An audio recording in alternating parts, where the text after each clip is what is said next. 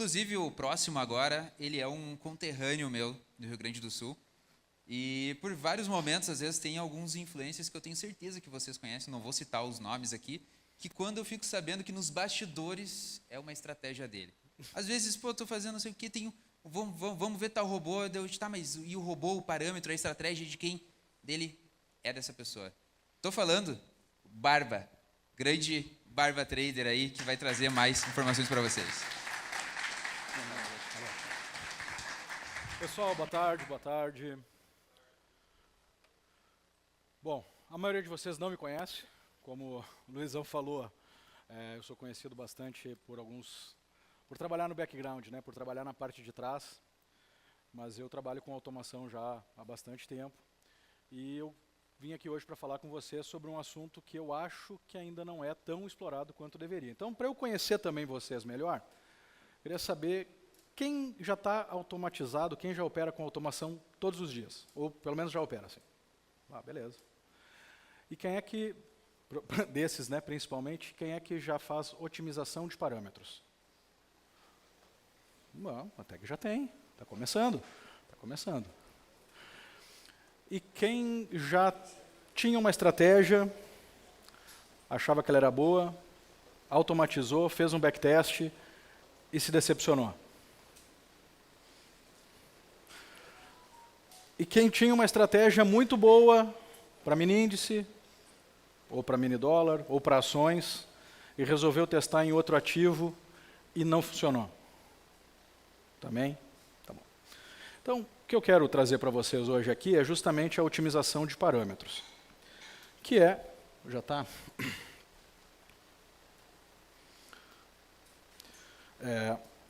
Que é, basicamente, a gente trabalhar com uma forma sistemática de realizar testes, milhares de testes normalmente, de conceitos operacionais, e a gente vai falar em seguidinha sobre isso, e buscar, dentro daquele conceito operacional, o que funciona melhor. E a gente também vai expandir um pouquinho sobre isso, o que é funcionar melhor em seguida.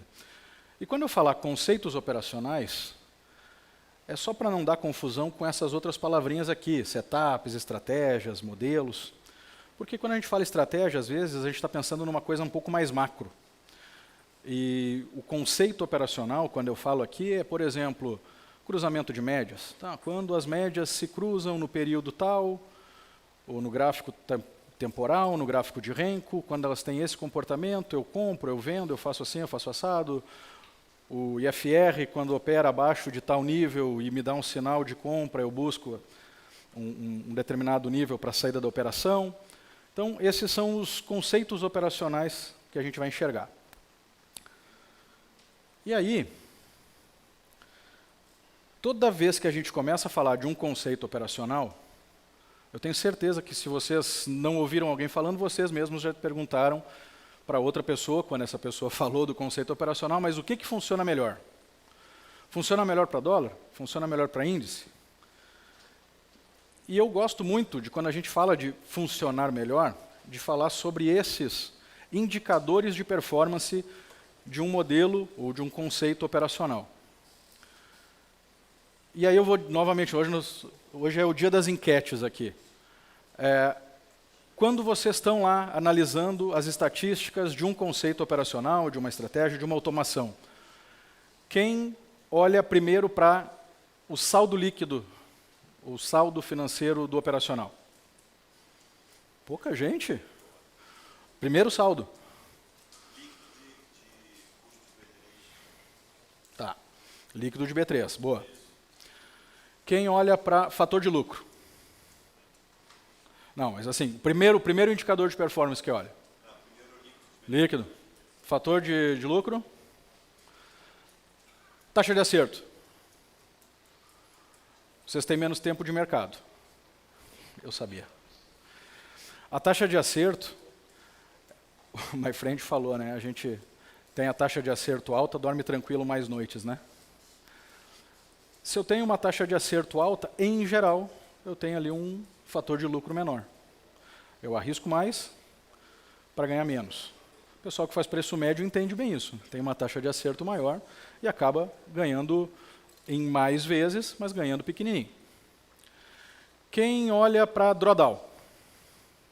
Ah, legal. E vocês olham para o drawdown em qual dimensão? Ah! O drawdown, a gente tem que olhar para ele em duas dimensões. Profundidade e duração. Então, se eu perguntar para ti, como é teu nome? Daniel. O que você prefere, um drawdown de R$100 ou um drawdown de, não vou exagerar, um drawdown de R$250? 100?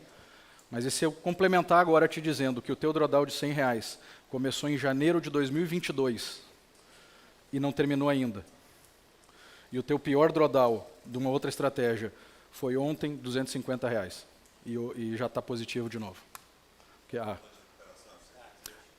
Não, a duração do teu drawdown. Então, muitas vezes, a gente olha para um relatório de performance, e a gente vai daqui a pouco olhar alguns aqui, a gente olha para um relatório de performance e enxerga o drawdown como um número absoluto. E se esquece de olhar lá na curva de patrimônio, que às vezes o drawdown ele começou lá atrás. E a gente não conseguiu recuperar ainda. Então, mas deu uma fase boa, mas ainda estou com menos do que eu tinha no início. Aí ele perde, volta. Aí passa 2, 3, 4 meses, e aí a gente tira a cabeça da água. Então, olhar para o drawdown requer que a gente observe duas dimensões. E eu acho que esse talvez seja um dos problemas de quando a gente está estudando os indicadores de performance, quando a gente está estudando as estatísticas de um modelo operacional, é a gente olhar de uma forma muito objetiva para o número em si e não prestar atenção no como é que ele se complementa. Por exemplo, a taxa de acerto. Pô, olha que setup maravilhoso, 65%, 70% de acerto. Mas a perda média dele é R$90 e o ganho médio é R$30. O meu fator de lucro é menos que 1. Estou perdendo dinheiro? Então,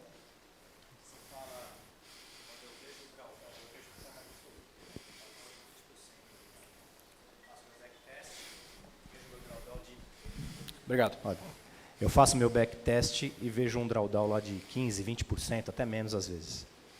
E eu olho também a curva lá tem lá o gráfico da curva e vejo que lá a estratégia ela sempre performou para cima, lá no caso, né, o lucro, e poucas vezes ela deu picos para baixo. Então, você acha que eu tenho que olhar mais o que além dessa questão? A questão é assim, o que te deixa confortável? Quando eu disse que eu ia fazer uma enquete, eu vou fazer ela e a gente complementa com outra resposta que vai casar bem. Então, a gente perguntou quem gosta mais de fator de lucro, quem gosta de taxa de acerto, número de operações. Isso aqui, para mim, foi uma surpresa, mas eu passei a incluir nas minhas apresentações, porque algumas pessoas me dizem, eu quero operar o mínimo possível. Alguém perguntou assim mesmo para o my friend, mas você não fica limitado? E eu pensei lá sentadinho, graças a Deus, porque eu quero operar o mínimo possível, eu odeio operar. Eu não sei vocês, eu não gosto de operar. Eu gosto de ganhar dinheiro, que não necessariamente está a mesma coisa. Se eu tiver que fazer 200 operações para ganhar R$1.000 e eu fizer uma operação para ganhar 500, eu prefiro os R$500. Porque eu tenho tempo para fazer outras coisas, eu vou ficar com a minha filha. Beijo, filha. Tem que fazer... Boa. Tem que fazer 200 para ganhar o profit. E a gente tem o fator de recuperação. Alguém sabe o que é fator de recuperação? Como é que a gente enxerga o fator de recuperação? Não? No profit, no relatório de performance, a gente tem, lá junto com o drawdown, percentual de drawdown. É o mesmo dado, só que eu acho mais palpável para a gente, você falou, drawdown de 20%, é o fator de recuperação de 5. É inverter, 1 sobre 20 vira. Então, a gente tem um fator de recuperação, saldo líquido, digamos R$1.000, o meu drawdown foi de R$200, significa que o meu fator de recuperação ele é 5 vezes maior do que o meu drawdown. E aí estamos falando também de números já líquidos de B3. Né? E se pagar corretagem, líquido de corretagem, obviamente. Então, esses são os principais indicadores de performance. E aí, quando eu te digo assim, ou quando alguém me pergunta qual que é a melhor estratégia, o que funciona melhor, ou mesmo dentro de um determinado conceito operacional, seja ele qual for, a pessoa pergunta, mas quais os melhores parâmetros? Quem me conhece sabe os nossos produtos que a gente tem lá, tem os presets. Cada preset de uma estratégia está baseada em um indicador de performance. Se eu perguntar aqui, dificilmente vai ter unanimidade para dizer que alguém prefere fator de lucro. Dificilmente vai ter para fator de recuperação. Então, qual que é a melhor parametrização? Para fator de lucro, eu vou ter uma determinada parametrização. Eu acho que é o próximo slide. Isso aqui. Essa tabelinha aqui, ela saiu de uma otimização de parâmetros. Não, o ID da otimização eu vou mostrar em seguida. Quando a gente abrir o Profit, na tela compartilhada, eu vou mostrar lá na tela de otimização de parâmetros. Então, isso aqui é a nossa referência para encontrar os parâmetros dessa linha aqui. Então, para cada linha, a gente tem um indicador de referência. Fator de lucro, recuperação, saldo líquido, menor drawdown, maior taxa de acerto e menor número de operações.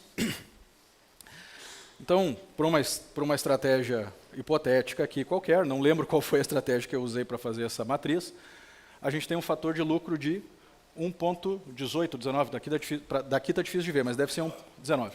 1,19 de fator de lucro. Para eu ter um fator de lucro de 1,19, eu tive um fator de recuperação de 3,62. E eu tive um saldo líquido de R$ 8.400. E eu tive um drawdown de 2.300. E eu tive uma taxa de acerto de 57%. E eu fiz 1.519 operações. E quais foram os parâmetros que eu usei? Essa estratégia aqui é um cruzamento de médias. Quais foram as médias que eu usei? Qual foi o tipo das médias que eu usei? Está lá no de 12.716. Planilha que deve ter lá 16, 18 mil variações de parametrização. E se eu tiver fator de lucro, fator de recuperação? 1,17, mas olha como o fator de recuperação é melhor, 5,01, ou seja, aqui eu tenho 20%. Qual que você escolheria aqui? Uma dessas duas, que na verdade é a mesma. Uma dessas duas. Eu vou buscar um drawdown máximo de 20%, está aqui. Eu aceito o drawdown um pouquinho maior, porque eu quero um fator de lucro melhor, e talvez eu quero operar mais. Ou eu quero... O que ela mudou aqui? O drawdown... Não, o saldo líquido é menor, exatamente. Mas eu quero maior saldo líquido. Está aqui. Mas o maior saldo líquido também teve o maior drawdown. Isso aqui acontece com frequência, tá? Esses dois, eu estou bem na frente do... Mas ali dá para ver também, né? É bem comum acontecer de o saldo líquido e o fator de recuperação serem o mesmo... Não, se eles terem o mesmo ID. É comum porque o saldo líquido, em geral, ele está muito conectado com o drawdown também e a taxa de acerto. Então, a gente acaba ficando quase... não é incomum acontecer isso aqui. Muitas vezes acontece. Mas a gente pode ter alguém aqui que vai dizer assim, mas eu quero me arriscar o mínimo possível. Eu quero buscar o menor drawdown possível. Eu tenho um drawdown aqui de 1.871 naquele período, acho que esse porque é de um ano. 1.871. O de baixo é menor, Agora, 1.201. Olha, deve... 4,17. Aqui foi escolhido por causa do fator de recuperação. Acabou, mas a taxa de acerto... O saldo líquido é fraquíssimo, exatamente. E aí o que aconteceu lá com o fator de recuperação? Baixinho, 1,59. Tá, mas o que é um fator de lucro? O que é um fator de lucro bom? O que é um fator de recuperação bom? Depende da combinação. Um fator de lucro bom aqui, para mim, qualquer coisa acima de 1,10, 1,15 já não é ruim. Por exemplo, esse aqui eu já não ia querer, que por coincidência é a taxa de acerto. Olha como é altíssima a taxa de acerto. Só que quando a gente for lá ver a otimização, o ganho médio é péssimo e o prejuízo médio ele é imenso. Então a gente vai trabalhar de acordo com o nosso perfil. E aí é onde entra a personalização. E eu vejo muita gente falando sobre otimização de parâmetros como se ela fosse a fórmula mágica para encontrar o melhor conjunto de parâmetros para ganhar o máximo de dinheiro. E eu não acho que seja isso. Eu acho que o grande insight, foi por isso que eu quis trazer uma tabela como essa, é mostrar que às vezes o que a gente quer realmente não é só mais dinheiro, é estar menos exposto, é um equilíbrio maior. Às vezes, eu acho que, eu não consegui assistir todas as palestras, mas tenho certeza que já falaram sobre a gente compor uma carteira de robôs, né, um portfólio de robôs, e a gente distribui o risco. Então, daqui a pouco eu vou olhar a curva de drawdown, na curva, eu vou olhar o drawdown, e eu vou ver que o período onde ele estava com o drawdown foi o período onde as outras estratégias estavam ganhando dinheiro, elas estavam ganhando mais do que ele perdeu, então eu tenho um delta positivo, e no período onde aquele drawdown terminou, essa estratégia deu uma pancada para cima, enquanto as outras estavam perdendo um pouquinho, e eu tenho um delta de novo positivo.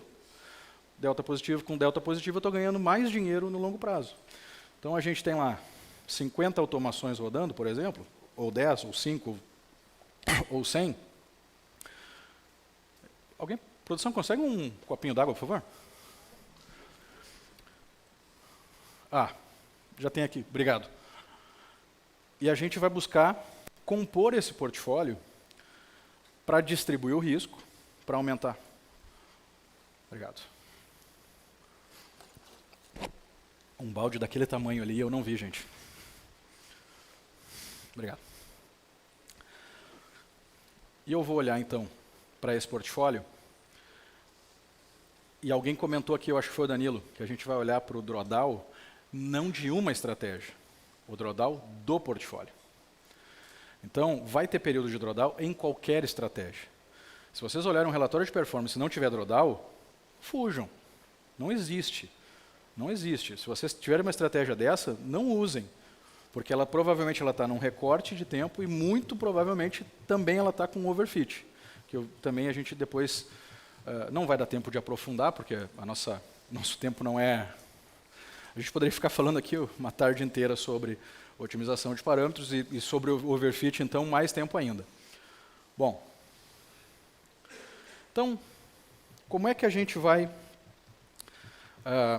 otimizar, como é que a gente vai utilizar a otimização de parâmetros para selecionar os parâmetros mais adequados para o nosso perfil ou para compor uma carteira? A gente sempre vai partir de um conceito operacional. Então, vamos lá. O que você gosta de operar? Qual ativo? Mini índice. Tem algum conceito operacional preferido? Opera só pelo macro? Indicadores?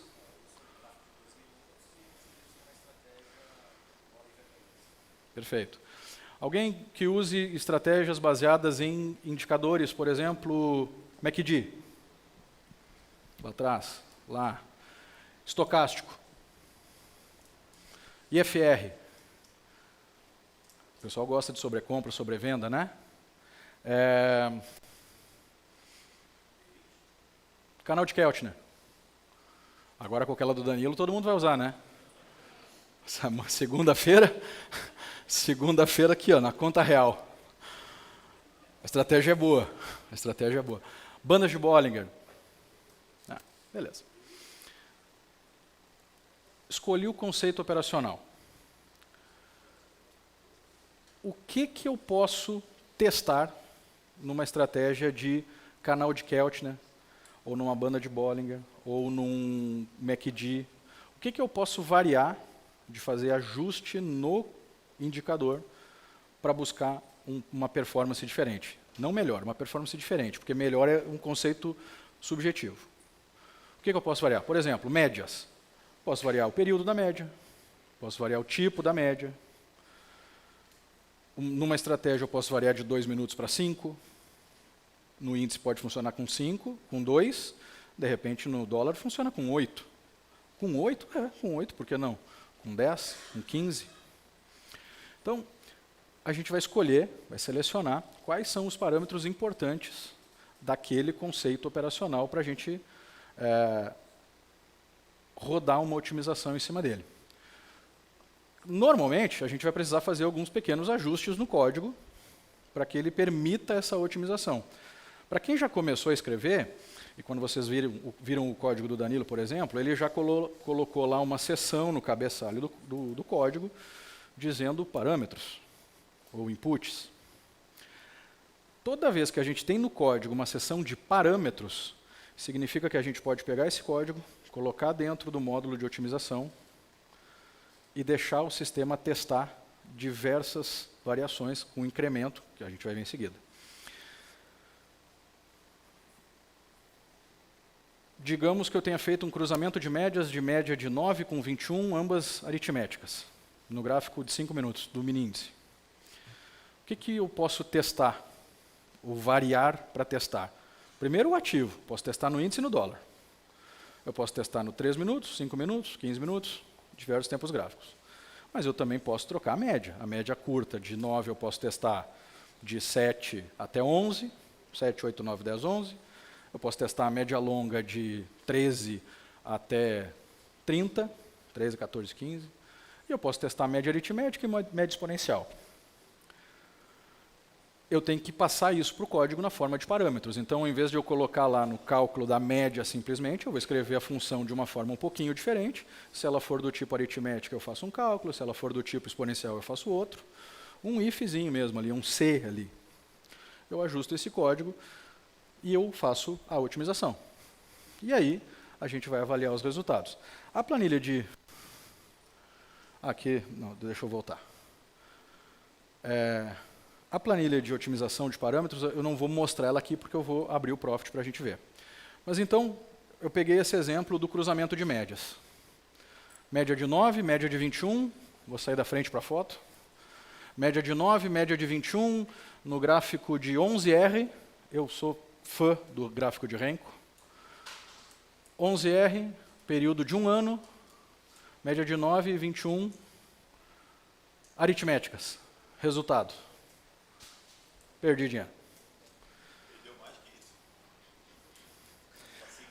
Sem custos ainda. Mas operou pouco, né? Se parar para pensar, até que operou pouco. Fez R$700 de taxa. Então foi a 2.300 de prejuízo. Significativo. 700 sobre 1.600 é significativo. Drawdown. 2.900, ou seja, meu fator de lucro realmente é muito baixo. Muito menor do que 1. Quer dizer que a estratégia não presta? Quer dizer que eu tenho que abandonar essa estratégia? Vocês usariam essa estratégia aqui? O conceito operacional, não os parâmetros. O conceito operacional, vocês acham que não dá para usar? Conceito operacional é o cruzamento de médias. Pode ser no Renko, mas podia ser temporal também. Cruzamento de médias. O conceito operacional é o seguinte: rastreador de tendências a partir, né, de um cruzamento. Detectei que houve um início de formação de tendência utilizando um cruzamento de médias e tentei acompanhar esse movimento. Esse é o conceito operacional. Aí eu não sei otimizar ainda. Eu só mudei alguns tipos de médias. Mudei da média de 9 e 21, mudei para de 7 com 17. Eu não lembro qual foi que eu usei aqui, mas eu acho que foi 7 com 17. Que eu só queria achar um valor positivo. Pô, já ficou positivo, pelo menos. E ainda ficou positivo mesmo, porque mesmo tirando 1.200 operações, tirando R$600, reduziu o número de operações. Continuo no gráfico de 11 Renko, mas o meu drawdown ainda está maior, né? 135% ainda está maior do que o meu saldo líquido. Mas já está positivo. Agora já dá para ver que o problema não está no conceito. Porque mexi meia dúzia de parâmetros e já funcionou. Então, deixa eu voltar para cá. Produção, passa para o computador, por favor.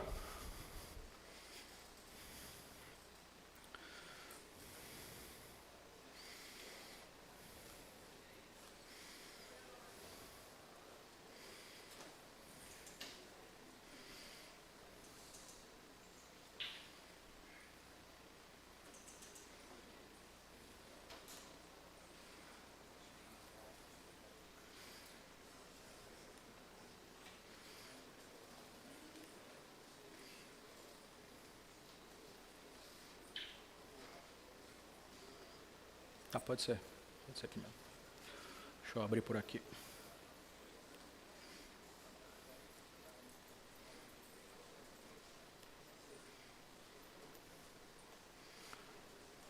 Só para não ter que mexer no outro código. Então, essa aqui era a ideia do código.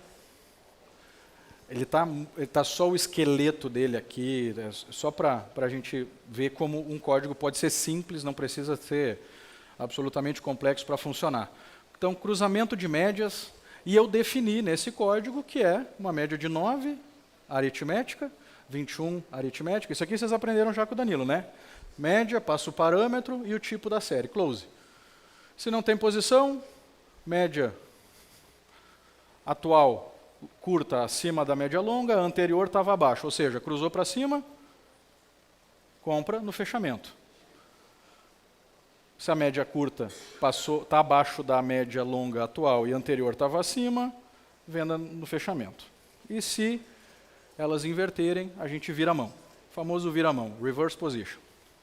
Então esse aqui, claro que tem o lado vendido também, né? Se ele tiver vendido e ela cruzar para cima, daí a gente obviamente vai também virar a mão.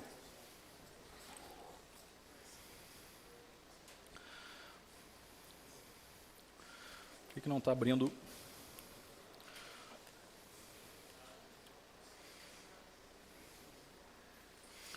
Deixa eu fechar esse profit aqui e abrir de novo. Não carregou a minha licença aqui. Aí não trouxe o módulo de automação, de otimização.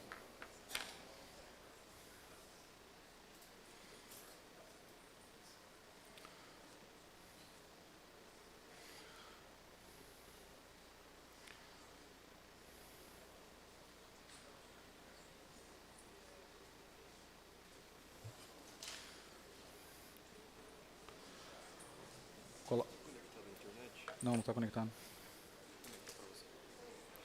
Ele vai conectar a internet que não carregou o módulo de otimização porque está...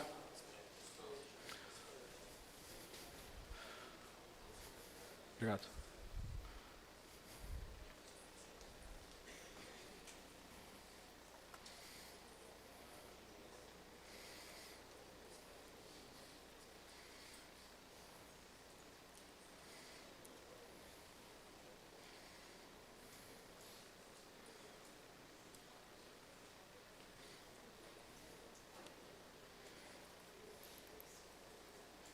Conectou?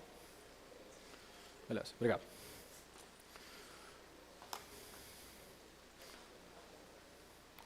Deixa eu abrir de novo o Profit para ele carregar o módulo de otimização, senão a gente não consegue.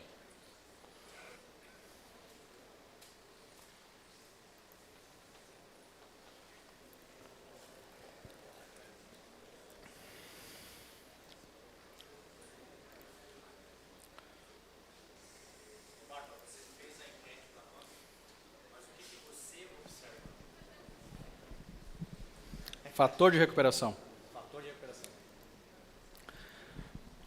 Porque para mim faz mais sentido olhar sempre o quanto que eu ganho pelo tamanho do risco que eu tomei. Então eu saber que eu me arrisquei R$200, R$2.000, não é significativo se eu não saber quanto é que eu ganhei para isso. Por outro lado, eu saber que eu ganhei R$10.000, não é significativo se eu não saber quanto que eu tive que me arriscar. Eu poderia te devolver a pergunta assim, o que você prefere, ganhar 10 mil ou 14 mil reais? Mas para ganhar esses 14 mil, você teve que arriscar 38 mil. E para ganhar 10 mil, você arriscou 1.000. O que você prefere agora? Os 10 mil. Porque você pesa a mão e com o mesmo tamanho de risco, você faria 100 pau. Eu sei antecipadamente quanto eu vou ganhar. Então, mas exatamente, exatamente. Por isso que eu gosto de olhar para o fator de recuperação, porque ele me dá as duas informações ao mesmo tempo.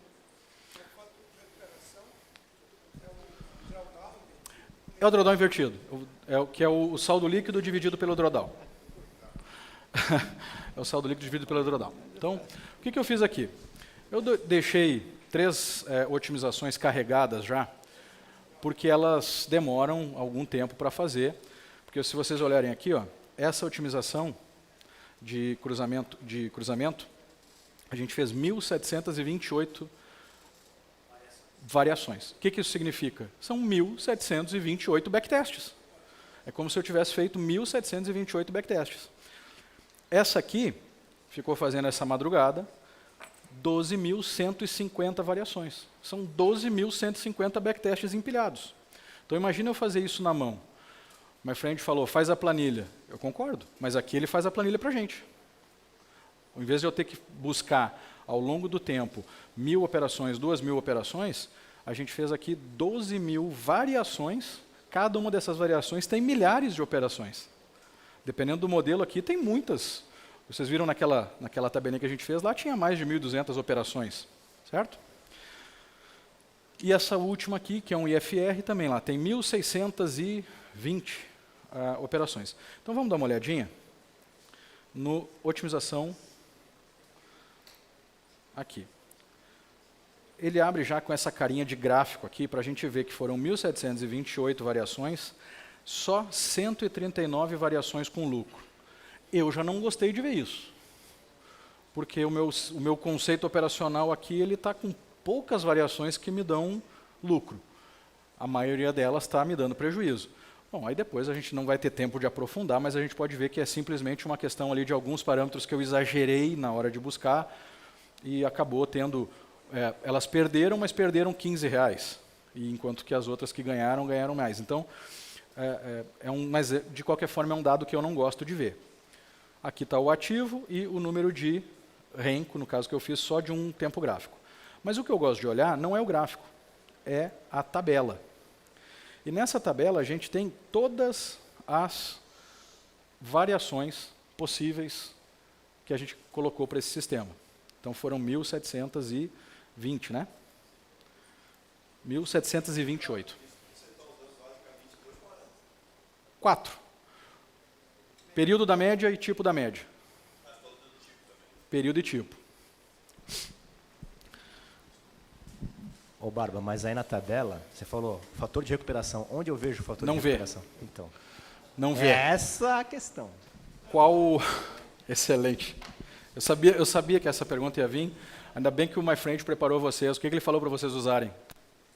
Antes de programar, qual que é a ferramenta que ele falou? O que a gente faz?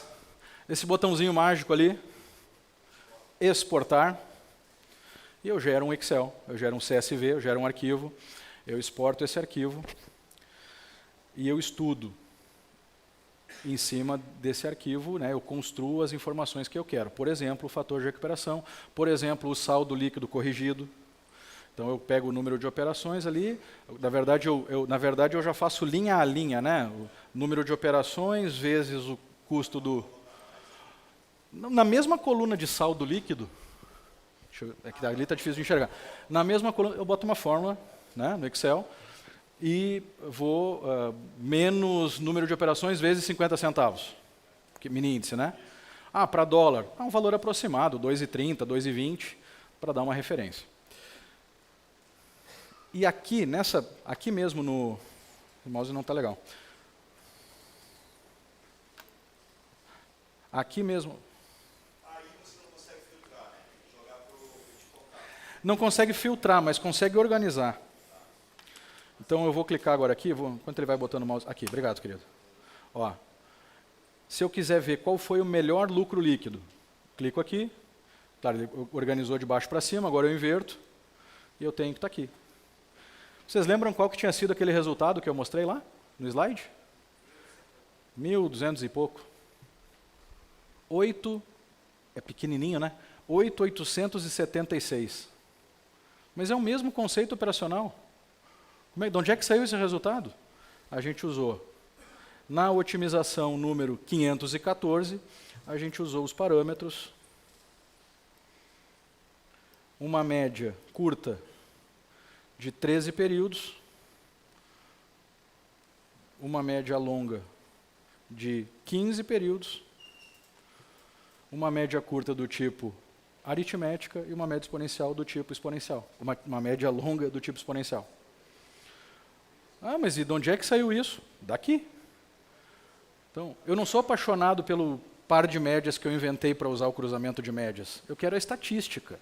Então, a gente para de olhar para aquele conceito operacional e defender que, não, isso aqui só funciona se eu estiver usando as médias tal e tal. Eu dou aula, dou mentoria, tenho os grupos fechados e o pessoal fica discutindo. Não, IFR a gente tem que entrar no nível de 20. Aí o outro diz, não, é 25. Aí o outro diz, quando chega em 50% eu saio fora. Quando chega no nível de 50% eu saio fora.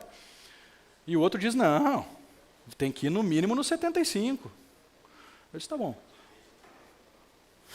E se for no gráfico de 5 minutos? E se for no gráfico de 10?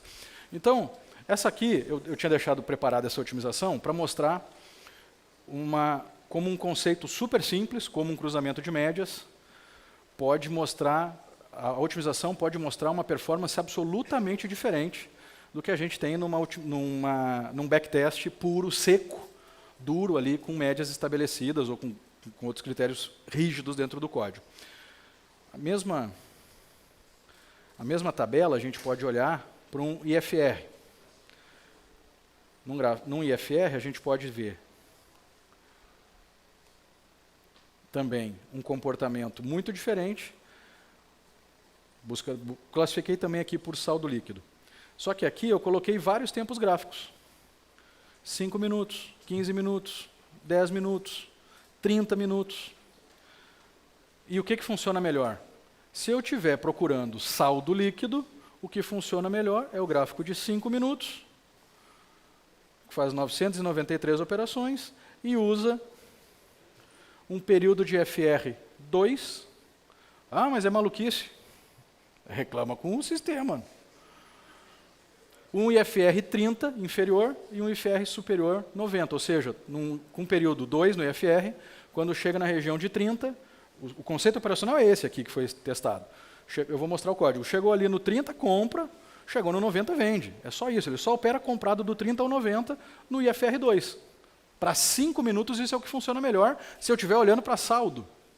Tá, mas e se eu quiser buscar o fator de lucro? Se eu estiver buscando o fator de lucro. Olha aqui. Vocês acham que essa otimização, e isso aqui eu deixei de propósito, para fazer a provocação, vocês acham que está certo esse fator de lucro, 33? Tendo feito só 5 operações? Aqui está, esse resultado aqui é de 1 ano, eu acho.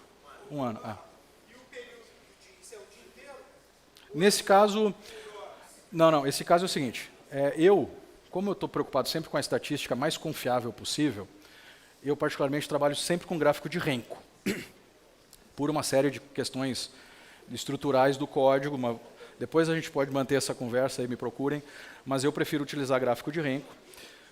E, além disso, a gente sabe que boa parte das notícias que dão muita volatilidade no mercado e que, portanto, esvaziam o book, esvaziam o book, dá aquela volatilidade, vai dar chicotada, aquilo ali afeta demais a confiabilidade dos dados que a gente está estudando. Então, eu ligo todas as minhas automações e faço todos os meus testes e otimizações das 9h40 até as 16. E eu zero todas as posições às 17, 17h15 no máximo. Então, eu não fico das 9 até as 18. Por quê? Payroll. Quem é que vai operar com um robô com book vazio? Só se for maluco. E se eu pegar essa estatística, ela está comprometendo. Ela está comprometida. Certo? Então, essa aqui. Agora eu vou mostrar aquele código que o Danilo falou. Já está fechando. Aquele gráfico que o Danilo mostrou, aquela estratégia que o Danilo mostrou para vocês, e que ele disse assim, eu não fiz ontem essa estratégia, eu posso atestar, porque ele me mandou ela na quinta-feira, para que a gente colocasse a fazer aqui uma otimização. E está aqui a mesma estratégia que o Danilo usou e mostrou para vocês, está aqui ela otimizada pelo saldo líquido. Danilo está ali? Qual que tinha sido o resultado dessa automação? R$3.200, se eu não me engano, ele me mostrou aqui. Ou 2.300, então eu inverti, 2.300. A mesma automação, é o código do Danilo, está aqui atrás. A mesma automação. Deixa eu puxar aqui.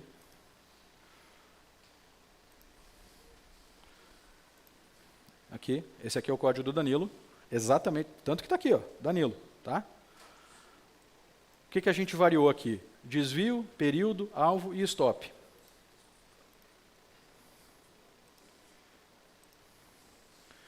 Para obter esse resultado, eu testei, e eu vou mostrar como é que eu cheguei nisso, eu testei aqui um saldo líquido, um desvio. Não está exibindo aqui. Então deixa eu fechar e vamos voltar lá na otimização. Eu variei o desvio de 1.5 até 2.5, eu variei o período de 15 a 25, 15, 20, 25, e eu variei o alvo de 50 até 800, e eu variei o stop de 50 até 500. Na otimização, a gente encontra, então, para cada uma daquelas linhas ali, o conjunto de parâmetros que traz aquele resultado. Rapidamente, porque eu estou já no meu tempo, eu quero mostrar como é que a gente faz uma otimização de parâmetros.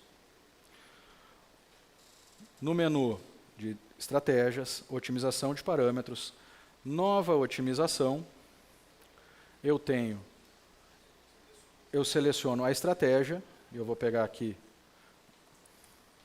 essa estratégia, por exemplo, seleciono os ativos que eu quero trabalhar, seleciono os tempos gráficos que eu vou trabalhar, por exemplo, 5, 10, 15, 20, o período, 1 ano, 2 anos, 5 anos, e aqui em parâmetros, eu marco os parâmetros que eu quero variar. Então, por exemplo, eu quero testar de 1,5 até 2,5,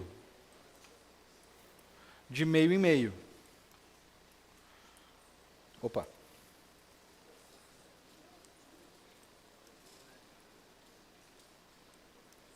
Isso quer dizer que ele vai testar 1,5, 2, 2,5. Bom,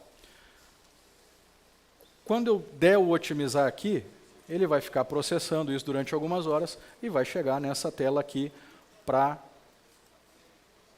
mostrar os resultados. Para não deixar, eu sei que eu já estou com o tempo estourando, mas só para não deixar faltando mostrar uma coisa para você sobre...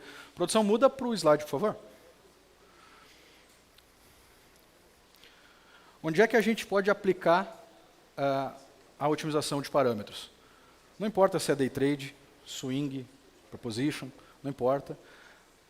Mercado à vista, mini índice, mini dólar, cripto, forex, lá no Black Arrow a mesma coisa. Então, a gente pode usar em qualquer ativo, qualquer mercado, a lógica é sempre a mesma.